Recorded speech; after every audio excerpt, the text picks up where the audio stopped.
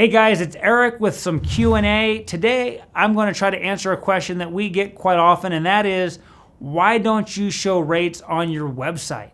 Well, look, a lot of lenders like to include rates on their website. We get a lot of questions why we don't.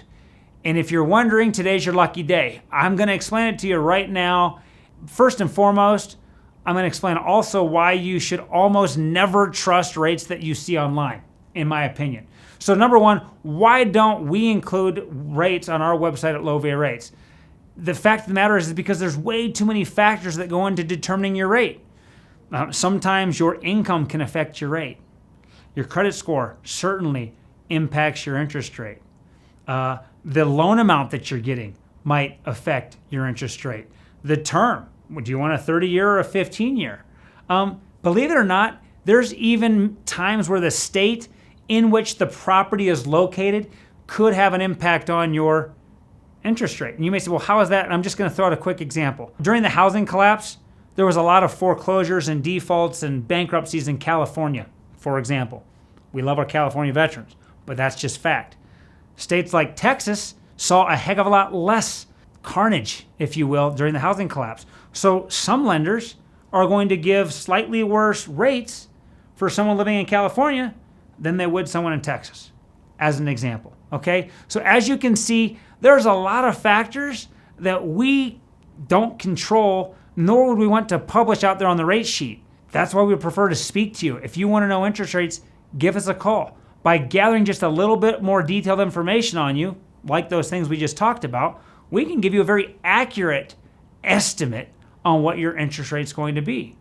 So why shouldn't you always trust these rates you see online? This has nothing to do with mudslinging or tearing down our competitors. But there's a lot of fine print. There's a lot of things that they're going to throw out there that you may not understand. And what most people do is they glance, they see a rate, and they think that's what they're going to get. If they start reading the fine print, which sometimes they have to scroll way down, and they got to hit a hyperlink to get there, it may say this is for people with an 800 FICO score who have a 20% debt to income ratio, who are going to put 20% down and aren't going to borrow more than $400,000. Oh, and by the way, only if you live in Texas.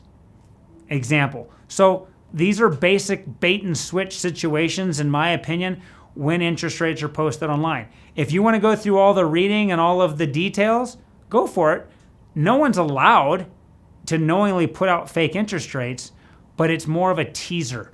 We don't want to do that. We already have our $250 low rate and APR guarantee, so we know that we're going to beat whatever valid offer you bring to the table. And in those minimal circumstances where we can't, we will write you a check and tell you congratulations, you found a great rate that we just can't touch.